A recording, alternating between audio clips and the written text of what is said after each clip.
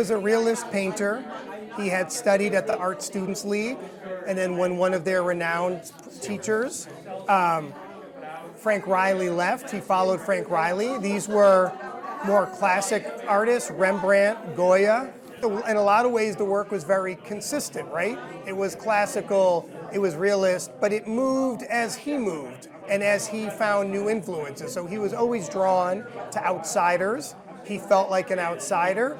I believe his career certainly started with a bang in the 60s in New York City and then moving to Washington, D.C. But then he came here to upstate New York or central New York. He started painting landscapes, but what he found were fellow outsiders and freaks and those maybe without a voice, jugglers and clowns and people in sideshows. And that's what he became drawn to. Then he became drawn to people getting tattoos. And it was a whole series of folks who may be outside the mainstream, but those were his people. And so he wanted to tell, not just tell those stories, those were his real muses. He always looked back, I believe, to the classics and the masters, and those were his greatest influences. I would say the masters and those who painted dark and engaging and throwback doesn't sound professional enough, right? But he was looking backward to look forward. I think that was a big part of his work.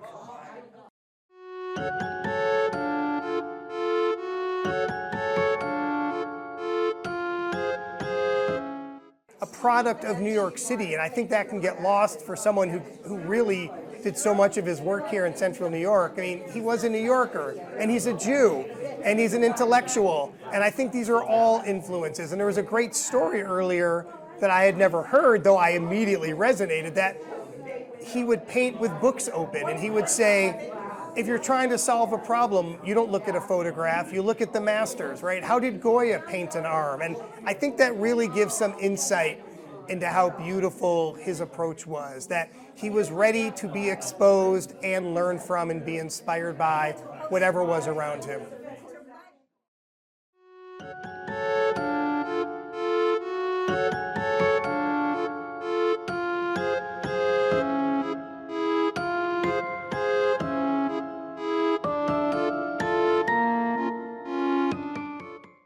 Well, I think one of the wonderful things is there's no artist I know personally from Binghamton who wasn't influenced by him in some fashion.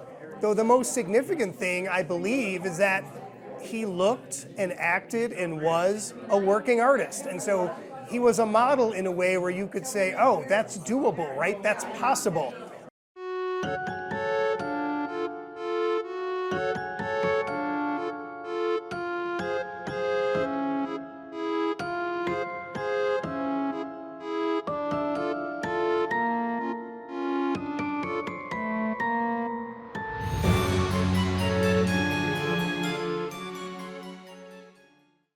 It's okay. The struggle is worth the effort, and the struggle is okay, and you have to live it, and he really lived it. He was an artist who lived his work.